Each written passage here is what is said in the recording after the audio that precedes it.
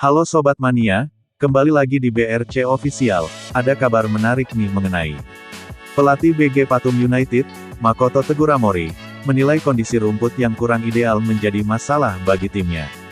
BG Pathum dan PSM Makassar, harus bermain imbang dengan skor kacamata. Pada laga perdana, ASEAN Club Championship, 2024/2025 di Stadion Batakan, Rabu, tanggal 21 Agustus tahun 2024. Laga ini berjalan ketat, meski PSM lebih unggul dalam menciptakan peluang. Namun, tim tamu lebih baik dalam penguasaan bola, dan bermain lebih efektif. Makoto Teguramori menjelaskan, hasil imbang ini bukan hal yang buruk.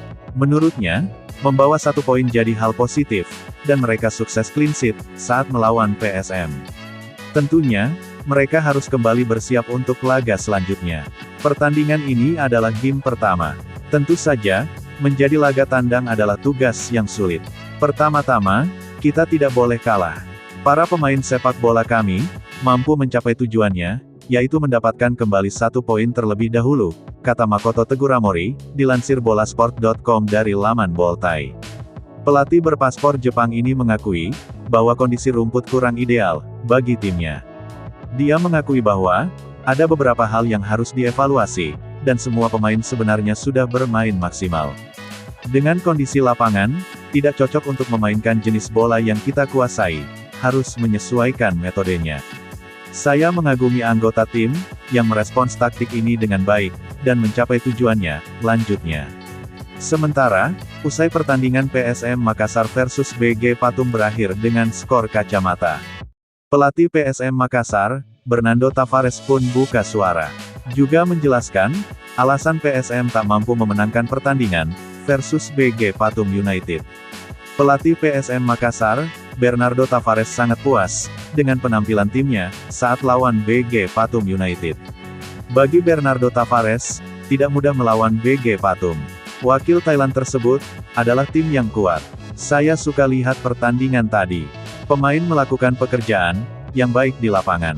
Mereka memberikan yang terbaik, kata Bernardo Tavares, saat konferensi pers, usai pertandingan, seperti dikutip dari Tribun Timur pada Kamis tanggal 22 Agustus tahun 2020. Juru taktik asal Portugal itu menyebut, anak asuhnya memperoleh lebih banyak tembakan, dan peluang di babak pertama, daripada BG Pathum United. Lalu di babak kedua, Yuran Fernandes CS, memiliki sejumlah peluang lagi. Sayang tidak bisa cetak gol. Begitupun dengan BG Pathum United, mempunyai peluang bagus, tapi tak ada berujung gol.